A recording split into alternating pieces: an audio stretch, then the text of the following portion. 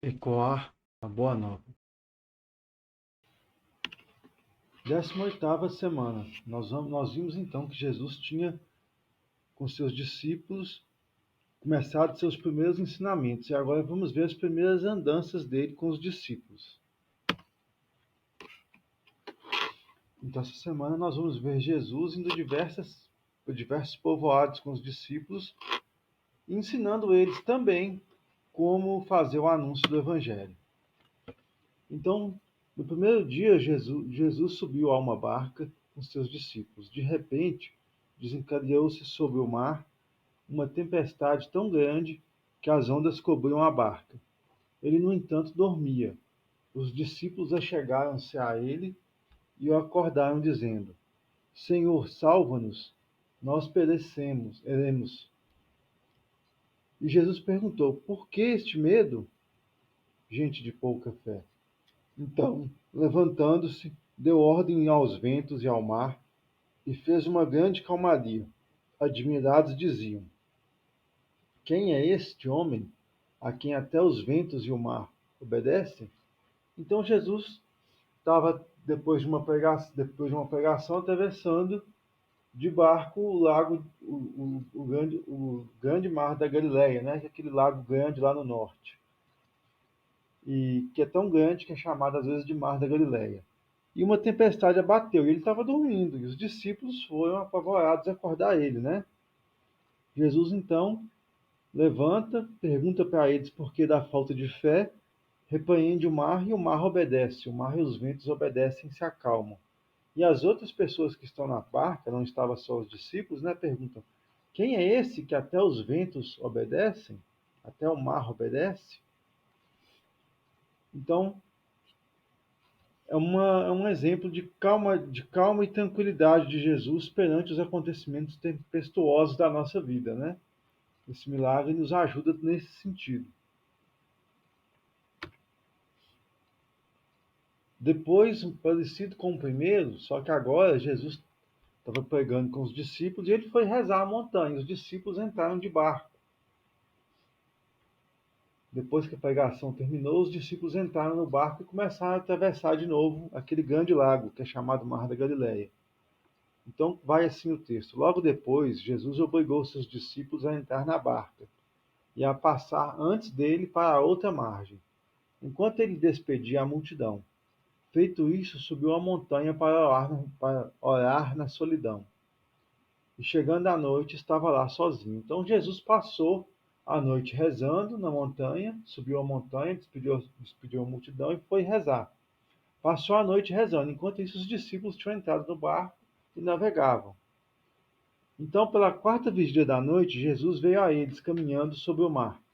Quando os discípulos o perceberam caminhando sobre as águas, ficaram com medo. É um fantasma, disseram eles, soltando gritos de terror. Mas Jesus logo lhes disse: Tranquilizai-vos, sou eu, não tenhais medo. Pedro tomou a palavra e falou: Senhor, se és tu, manda-me ir sobre as águas até junto de ti. Ele disse-lhe: Vem. Pedro saiu da barca e caminhava sobre as águas ao encontro de Jesus. Mas, redobrando a violência do vento, teve medo e, começando a afundar, gritou: Senhor, salva-me. No mesmo instante, Jesus estendeu a mão, segurando-o, e lhe disse: Homem de pouca fé, por que duvidaste? Apenas tinham subido para a barca, o vento cessou. Então, aqueles que estavam na barca prostraram-se diante dele e disseram: Tu és verdadeiramente o Filho de Deus. Então Jesus estava com Pedro. Os discípulos estavam atravessando o mar na barca e Jesus foi andando. Eles viram de longe e se assustaram, falando: É um fantasma, né? Porque ele estava andando sobre as águas. Mas ele disse: Sou eu. E Pedro: Se és tu, manda-me ir até ti, Senhor. E ele chamou Pedro, e Pedro foi andando. Mas enquanto Pedro andava, o vento ficou mais forte. Pedro ficou com medo. Quando Pedro fica com medo, ele começa a afundar, né? Nós também, quando ficamos com medo, perdemos a coragem na vida, começamos a afundar. E Jesus então segura ele pela mão e: Por que duvidastes, né? Homem de pouca fé. E quando eles sobem na barca, o vento cessa e tudo se acalma. Então, nós também, quando duvidamos de Jesus, quando perdemos a fé na vida, a fé em Deus, começamos a afundar, né? Esse milagre de Jesus nos mostra a nossa realidade, essa relação com Pedro. Nós muitas vezes somos como Pedro, né? Que temos medo e duvidamos. Mas só quando estamos firmes na fé é que as coisas se acalmam. Então Jesus envia seus discípulos a pregar. Jesus reuniu seus 12 discípulos, conferindo-lhes o poder de expulsar os espíritos imundos e de curar todo mal e toda enfermidade. Estes são os 12 que Jesus enviou em missão, após lhes ter dado as seguintes instruções: não ireis ao meio dos gentios, nem entrareis em Samaria, e de antes as ovelhas que se perderam da casa de Israel. Por onde andares, anunciai que o reino dos céus está próximo. Curai os doentes, ressuscitai os mortos, purificai os leprosos, expulsai os demônios. Recebestes de graças dai. Não leveis nem ouro, nem prata, nem dinheiro em vossos cintos, nem mochila para a viagem, nem 2 túnicas, nem calçados, nem bastão, pois o operário merece seu sustento. Então Jesus dá ordem aos discípulos, quando envia eles a pregar, que eles fossem de forma simples, sem mochila, sem prata, sem dinheiro, não levassem 2 túnicas, que quando chegassem num lugar, naquele lugar se hospedassem, não ficassem trocando de lugar. E o operário merece o seu sustento, ou seja, eles estão vivendo da pregação, quem acolher eles aceitem de bom grado o que a pessoa tiver a oferecer. Por isso, não trocar de casa, não sair andando de uma casa para outra, mas ficar só num lugar e viver da pregação. Então ele manda, e qual que é a mensagem que os discípulos, primeiro os discípulos devem ir às ovelhas perdidas da casa de Israel, né? Ou seja, primeiro aqueles outros que também eram judeus e estavam perdidos. O primeiro anúncio aos próprios israelenses que estavam perdidos. Depois, anunciar que o reino de Deus está próximo. Esse era o primeiro anúncio, o reino de Deus estava próximo. Então, esse é o primeiro anúncio que os discípulos vão fazer. O mesmo anúncio que Jesus tinha feito no início, né? Jesus tinha começado dizendo: convertam-se, pois o reinado de Deus está próximo. Então Jesus termina dizendo para eles: eu vos envio como ovelhas no meio de lobos.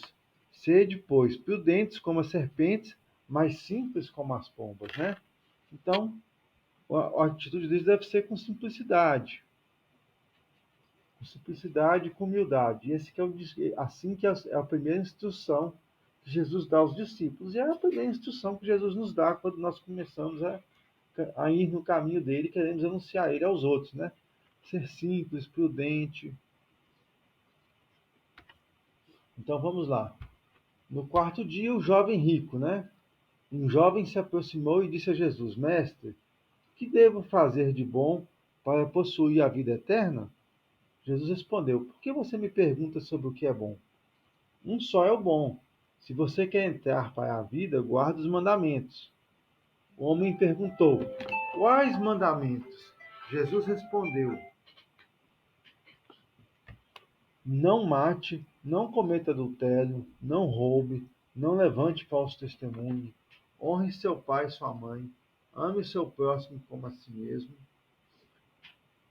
O jovem disse: tenho observado todas essas coisas. O que é que ainda me falta fazer? Jesus respondeu: se queres ser perfeito, vá, venda tudo o que tem, dê o dinheiro aos pobres e você terá um tesouro no céu. Depois vem e siga-me. Ou seja, aquele homem rico pergunta para Jesus: o que eu faço para salvar a minha vida, né? O que eu tenho que fazer de bem? E Jesus responde com os mandamentos. Então, os mandamentos são necessários para salvar a própria vida, para ir para o céu. Não mate, não cometa adultério, não roube, não levante falso testemunho, honra seu pai e sua mãe e ame seu próximo como a si mesmo. Ou seja, os 10 mandamentos são necessários, é aquilo de bom que nós temos que fazer. É o que Jesus responde para ele. Mas Jesus fala: se você quer ser perfeito, se você quer ir além, Vende tudo e segue-me. Ou seja, Jesus convida ele para ser um discípulo, né? Para seguir junto com Jesus. Quando ouviu isso, o jovem foi embora cheio de tristeza, porque era muito rico. Então Jesus disse aos discípulos: Eu garanto a você, um rico dificilmente entrará no reino do céu. E digo ainda: é mais fácil um camelo entrar pelo buraco de uma agulha do que um rico entrar no reino de Deus. Ouvindo isso, os discípulos ficaram muito espantados e perguntaram: Então quem pode se salvar? Jesus, quem pode ser salvo? Jesus olhou para os discípulos e disse: Para os homens isso é impossível, mas para Deus tudo é possível. Então Jesus está dizendo, né? Aquele rico que saiu decepcionado, Jesus está dizendo como é difícil um rico entrar no reino dos céus. E por que os discípulos ficam espantados? Porque os discípulos achavam que alguém ser rico era um sinal claro de bênção de Deus, né? De eleição. E Jesus está dizendo para eles: não. Isso não é um sinal claro de bênção de Deus, de eleição. É difícil para um rico entrar no reino dos céus, por conta do apego aos bens, né? E Jesus vai falar assim para os discípulos: E todo aquele que tiver deixado casas, irmãos, pai, mãe, filhos, campos, por causa do meu nome, receberá muitas vezes mais e terá como herança a vida eterna. Ou seja, né? Jesus promete a vida eterna para todo aquele que viver pelo reino de Deus, deixar casa, irmão, pai, mãe, campos, como os discípulos fizeram, né? Ou seja, não é para os ricos que Jesus promete a vida eterna. Não é para aqueles que, por serem ricos, parecem abençoados pelo mundo, mas para aqueles que se dedicarem ao reino. E como ele já tinha dito ao jovem rico, cumprir os mandamentos é o que tem que ser feito de bom para entrar na vida eterna. Mas Jesus promete muitas vezes mais àqueles que deixarem tudo para o seguir. Muitas vezes mais. No reino do Pai, claro. Então, então depois Jesus vai para um banquete, né? Um fariseu convidou Jesus a ir comer com ele. Jesus entrou na casa dele e pôs-se à mesa. Uma mulher pecadora da cidade, quando soube que estava à mesa em casa do fariseu, trouxe um vaso de alabastro cheio de perfume. Estando a seus pés, por detrás dele, começou a chorar. Pouco depois, suas lágrimas banhavam os pés do Senhor, e ela os enxugava com os cabelos, beijava-os e ungia-os com perfume. Ao presenciar isto, o fariseu que o tinha convidado dizia consigo mesmo: Se esse homem fosse profeta, bem saberia quem e qual é a mulher que o toca, pois é pecadora. Então Jesus lhe disse: Simão, tenho uma coisa a dizer-te. Fala, mestre, disse ele. Então Jesus vai perguntar o seguinte para Simão. Jesus tinha ido no banquete lá, né? E a pecadora entrou e começou a ungir os pés de perfume, os pés de Jesus com perfume e enxugar com os cabelos. E Simão, que era fariseu, que tinha convidado ele, ficou assustado, né? Se esse aí fosse mesmo um profeta, ele saberia que é uma pecadora que toca ele. Então Jesus vai fazer uma pergunta. A pergunta que Jesus vai fazer é a seguinte: Simão, dois devedores tinham uma dívida. Um devia 50 denários e outros 500. Como eles não tinham como pagar, o credor perdoou a dívida dos dois. Qual que vai amar mais? E Simão vai responder: Eu acho que vai amar mais o credor, aquele que foi perdoado mais, né? E Jesus disse: Você respondeu corretamente, né? Aquele, essa mulher, eu entrei na sua casa, você não lavou os meus pés, você não me deu o beijo de saudação. Essa mulher não parou de beijar os meus pés, lavou os meus pés e enxugou com o cabelo. Por isso os pecados dela estão perdoados, porque ela demonstrou muito amor, né? Ou seja, ela era pecadora, mas ela reconheceu seus pecados e teve os pecados perdoados pelo grande amor que mostrou. Já Simão não reconhecia que tinha muito pecado, não demonstrou muito amor. Então, Jesus termina dizendo: Por essa razão eu declaro a você, os muitos pecados que ela cometeu estão perdoados, porque ela demonstrou muito amor. Aquele a quem foi perdoado pouco demonstra pouco amor, né? Não que Simão tivesse poucos pecados, mas ele não reconhecia os pecados. E para os pecados serem perdoados, primeiro a pessoa tem que se reconhecer pecador e pedir perdão. Essa mulher se conheceu pecadora, pediu perdão e amou muito a Jesus. por isso os pecados dela foram perdoados. Então, multiplicação dos pães, né? O sexto dia. Ao sair da barca, Jesus viu grande multidão, teve compaixão deles e curou os que estavam doentes. Ao entardecer, os discípulos chegaram perto de Jesus e disseram: Este lugar é deserto e a hora já vai adiantada. Despede as multidões para que possam ir ao povoado comprar alguma coisa para comer. Mas Jesus lhes disse: Eles não precisam ir embora, vocês é que têm que lhes dar de comer. Os discípulos responderam: Só temos aqui 5 pães e 2 peixes. Jesus disse: Tragam isso aqui. Jesus mandou que as multidões se sentassem na grama, depois pegou os 5 pães e os 2 peixes, ergueu os olhos aos céus, pronunciou a bênção, partiu os pães e deu aos discípulos. Distribuíram às multidões. Todos comeram e ficaram satisfeitos. E ainda recolheram 12 cestos cheios de pedaços que sobraram. Logo depois de despedir a multidão, Jesus subiu sozinho ao monte para rezar ao anoitecer. Ao anoitecer, Jesus continuava ali sozinho. Então, as multidões tinham ido ouvir Jesus, o lugar era deserto, os discípulos falaram com ele: Senhor, já é tarde, é melhor despedir eles, porque aqui é deserto, eles precisam ir embora comer. Mas Jesus disse: Não, vocês vão dar de comer. Eles falaram: Nós só temos 5 pães e 2 peixes. Jesus abençoa os pães e os peixes, reparte, e aqueles 5 pães e 2 peixes são suficientes para todos, né? Aqui é um milagre, não é uma coisa natural, mas é também um sinal de partilha, né? Aqueles 5 pães e 2 peixes partidos são suficientes para todos. Então Jesus nos ensina também aqui a partilha no dia a dia e a confiança nele, né? A confiança com o pouco que cada um tem, nós podemos ajudar a todos. Sétimo dia, mulher adulta. Ao amanhecer, ele voltou ao templo, e todo o povo ia ao seu encontro. Então Jesus sentou-se e começou a ensinar. Chegaram os doutores da lei e os fariseus trazendo uma mulher que tinha sido pega, cometendo adultério. Eles colocaram a mulher no meio e disseram a Jesus: Mestre, essa mulher foi pega em flagrante adultério. A lei de Moisés manda que mulheres desse tipo devem ser apedrejadas. E tu, o que dizes?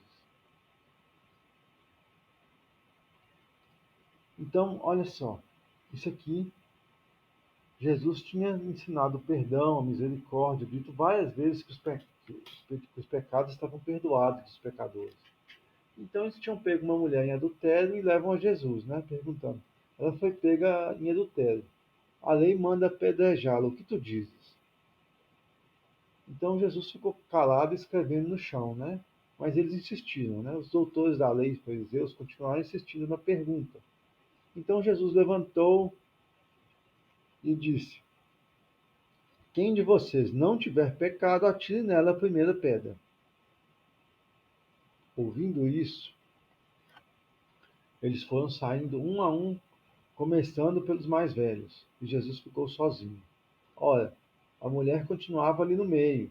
Jesus então se levantou e perguntou: Mulher, onde estão os outros? Ninguém te condenou? Ela respondeu: Ninguém, Senhor. Então Jesus disse: Eu também não a condeno. Pode ir e não pequeis mais. Então, olha só. É, eles foram saindo depois de ouvir Jesus dizendo: Quem tiver pecado, atire a primeira pedra. Por que eles foram saindo um por um? Porque eles foram reconhecendo cada um deles que também tinha pecado, né? Eles levaram a mulher lá porque viram ela como pecadora, mas esqueceram que eles também eram pecadores. E sobre cumprir a lei dizia que o homem e a mulher pecadores deveriam ser apedrejados, né? Se ela foi pega em flagrante adultério, por que eles levaram só a mulher se eles queriam cumprir a lei, né? Cadê o homem, né? Já que ela foi pega em flagrante adultério, ela foi pega com um homem, né? Cadê o homem? Se os dois deveriam ser apedrejados e eles queriam cumprir a lei, por que levaram só a mulher? Mas enfim, no fim Jesus fala com eles: quem não tiver pecado, atire a primeira pedra. Eles reconhecem o próprio pecado, né? E vai um por um a partir dos mais velhos saindo, né? E deixam ela lá. E a sentença de Jesus não. Jesus pergunta para ela: ninguém te condenou? Ela: não, ninguém te condenou. Então Jesus vai. Jesus diz: pode ir em paz, eu não te condeno. Vai e não peque mais. Mas olha só, Jesus não diz: eu não te condeno, eu entendo sua fraqueza, fazer o quê, né? Não, ele diz: não peque mais. E ele também não chega e diz assim, ó, simplesmente: vai, não peque mais. Então, ao mesmo tempo que ele diz: eu não te condeno, ou seja, ele não condena ela à morte, ele diz claramente que o que ela tinha feito é errado, quando ele diz assim: não peque mais. Ou seja, Jesus não é um conservador que diz, simplesmente chega para ela e fala assim: não peque mais. Então, pouco é um liberal que simplesmente chega para ela e diz assim: eu não te condeno, eu entendo, ai, que coisa, né? Aconteceu, paciência, né? Se acontecer de novo, paciência. Não. Ele diz assim: eu não te condeno, pode ir e não peques mais. Ou seja, ele trata ela com humanidade, mas ele também diz claramente que ali tinha um pecado, que ela não cometesse de novo. Ou seja, ele se compadece dela, mas ele também sabe a diferença do certo e do errado. Torna tudo, ele não torna tudo relativo, né? Ele diz claramente que aquilo ali era um erro, para ela não cometer de novo. Então Jesus era humano, ele via e se compadecia da fraqueza, mas ele também ensinava corretamente o caminho de Deus. Eu não te condeno, vai, pode ir embora, mas não peques mais. Não cometa o mesmo pecado de novo. E é isso que ele diz para cada um de nós, né? Ele vai estar junto, ele vai ajudar, ele perdoa, mas tentemos, mas não pequemos de novo, né? Coloquemos nossa vida reta e não torta. Isso só é feito, a vida só é colocada reta se tivermos intimidade com Ele, tivermos a nossa força na intimidade que vem dele, não de nós mesmos. Nós, por nós mesmos, nunca temos força. Nossa força só pode vir da proximidade e intimidade com Deus.